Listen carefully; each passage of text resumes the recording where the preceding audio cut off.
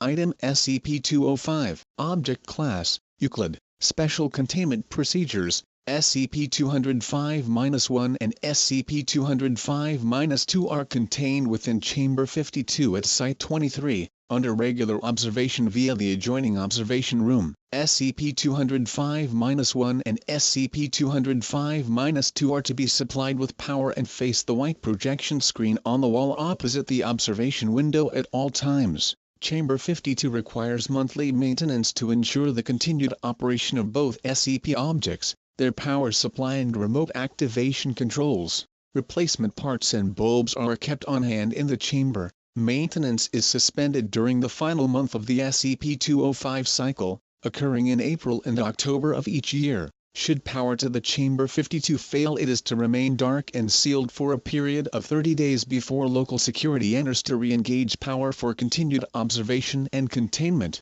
During maintenance, it is critical that only one of the SCP-205 pair is ever turned off at a time. Should both objects lose power or otherwise cease normal operation, the chamber must be sealed for a 30-day period before local security may enter to re-engage power and retrieve the remains of any personnel lost in the chamber. Pending O5 review, testing and observation is to continue before SCP-205 is to be moved to permanent storage. Description: SCP-205 is a pair of flood lamps used in photography. The light emitted by each lamp behaves in a manner unique to SCP-205 and passes completely through any surface that is not colored white. Once the light contacts a white surface, it scatters and reflects as normal and loses any unnatural properties. If the light continues uninterrupted through any matter, otherwise casting no shadow, each lamp will display an unidentified young woman's shadow upon any flat white surface, such as the projection screen in Chamber 52. Whether or not the shadow corresponds to anyone living or dead has yet to be determined,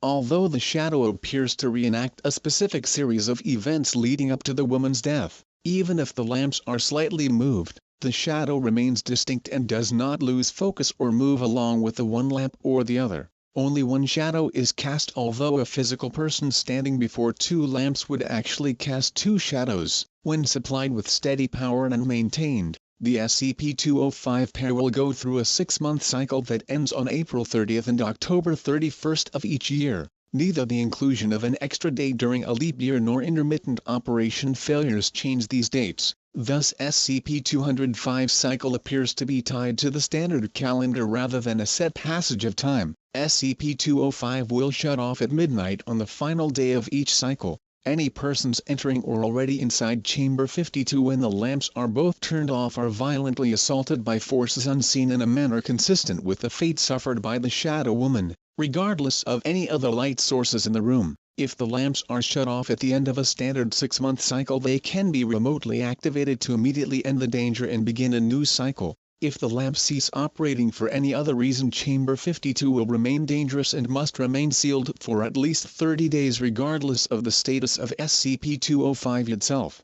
During a dangerous phase, any equipment in the room is often ransacked, but although SCP-205 itself has sometimes been moved, the lamps are never damaged. On 2 occasions, data expunged were carved into the walls. This strongly implies that data expunged displaying an awareness of current containment procedures.